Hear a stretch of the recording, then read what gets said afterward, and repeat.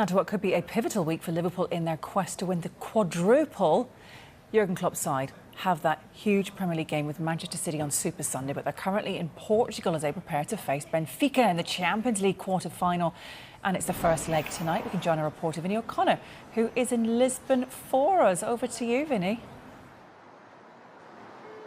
Yes, welcome to Lisbon. The Liverpool players have actually, in the last half hour or so, just returned to their team hotel after having a training session this morning. I'm pleased to say joining me today are Harriot and John from the Anfield Wrap. And I suppose there's only one place to start, really. It's what Jurgen Klopp had to say yesterday about Mo Salah and his contract negotiations. I mean, first of all, Harriet, what do you make of the situation? What do you make of what Jurgen had to say after all those headlines at the weekend that things were getting a lot closer? Oh, it's been going on a really long time now, hasn't it? I feel like any sense that Salah says something or his agent tweets something or anything comes out, the press are right on it, aren't they? And they're expected to be. And us as fans, we all just want to see Mo Salah stay at the club. We all feel that he's got many years left at his peak, and that's what we want the outcome to be. And I think Klopp all along has said that it's going to take a little while for us to get to that point, and we know negotiations are ongoing. And to be honest, I just don't think there's many updates. I think he's a bit sick of just being asked the same question when he's like, I've got nothing more to say. He has said he's happy with how things are going. I have a feeling that something will get done eventually, even if it does take a little while. John, Liverpool are in as strong a position as they've ever been because they're producing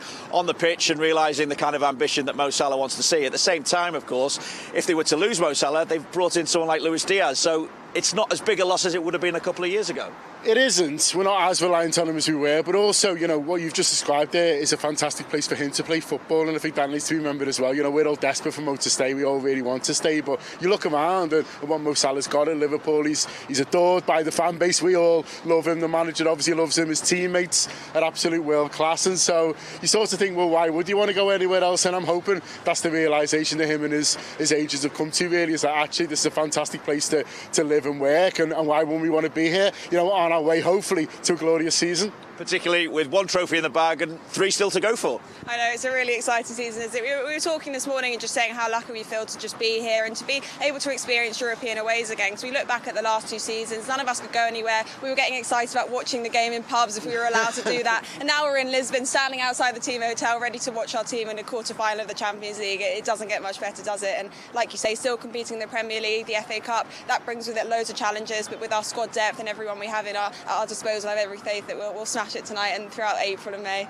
Not only just another European trip, but here in Lisbon, a place that was pivotal in Jurgen Klopp's life, pivotal to the history of Liverpool Football Club, as we spoke about yesterday. Yeah, it's an amazing story, isn't it? And one that I sort of was semi-aware of at the time, but has come out over the last couple of days in a little bit more detail on what they did, you know, for Liverpool. And I think it just shows the esteem that Liverpool's held in, really, the fact that they were willing to help the club, you know, at that time, really, you know, just shows, you know, we forget, you know, it's a city we're from, it's our local team, really, but throughout the world the name rings out, and they were, you know, what they did, you know, in the run-up to Madrid was absolutely fantastic, and the fact that they felt part of it and they were all, you know, probably in the WhatsApp groups like buzzing off Liverpool winning it is a really nice thing. So it's a great story. We owe them one, but listen, no friends and no favours tonight. We want to win. Well, Harriet as well. I mean, Jurgen Klopp spoke about his excitement when he was in Lisbon, got that call to become the Liverpool manager, and you saw the excitement when he spoke about telling his family that was going to be the case as well. And how he spoke about it being a pivotal moment in his life. How pivotal a moment was it in the history of Liverpool Football Club when Jurgen Klopp became the manager? Oh, honestly, yeah, it's really nice to hear him sort of come up with those stories and those anecdotes and remember how he felt at the time, remember exactly where he was. But for us, it changed everything, didn't it? I think in my sporting career as a Liverpool fan in my 20s, he really came in and literally he brought that belief into not only the team but the fan base as well. And some of the nights he's brought and given us and the days that we've had because of Jurgen Klopp, we can never forget that. And I just hope he stays a little longer than his plan. I think he's sort of hinting at that, isn't he? But we're not sure yet. But we're so grateful to him, and hopefully tonight will be another example of that. That's going to start something else now. We're going to start asking Jurgen week after week, when are you going to sign any new contract? Again, been through it once before. Listen, Mo's wonderful and we love him, but the superstar of this football club is Jurgen Klopp. You know, he's the one who's made everything happen. As Harriot said, turned doubters into believers, as he promised when he first came in. And so we'd love to see Mo sign, but if Jurgen Klopp signed a new contract, you won't be able to get the smiles off the faces of Liverpool fans all around the world, because us. He's the one who's changed everything. He's changed this football club. He's put us where we think we belong, right at the top, but you can think you belong there and being there. And listen, this is all down to him and being here. And as Harriot says, being here at Lisbon for another Champions League quarter final. He's the superstar, and let's hope he's the next one. We can all celebrate after Mo Salah signing. One final thought for you both. Virgil van Dijk spoke yesterday and said how they all want to make it an unforgettable season. What would constitute an unforgettable season for the pair of you? Oh, when you're talking about the quadruple, you want to think we can win it all. But I think if we won one of the Champions League and the Premier League, we've already got the League Cup. I think one of those two and the League Cup would just be incredible. So I take that all day. But if we can win all four, I mean, we really would be out all night, wouldn't we? The Klopp contract, Salah contract, and the quadruple, it doesn't get any better than that.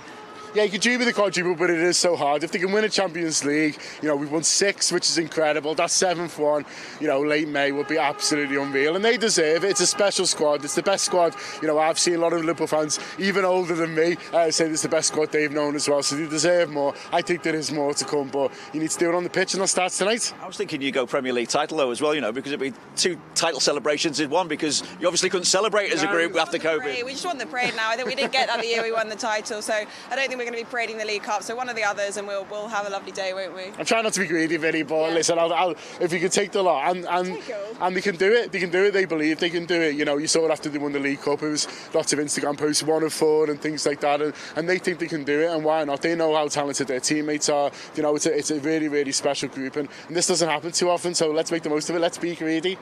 Harriet, John, thanks as ever for joining us. As I say, they're not going to get too greedy, but certainly looking forward to what is a pivotal time in this season for Liverpool Football Club, on the way potentially to a quadruple, and it starts once again this evening against Benfica. More build-up to come from Lisbon throughout the afternoon.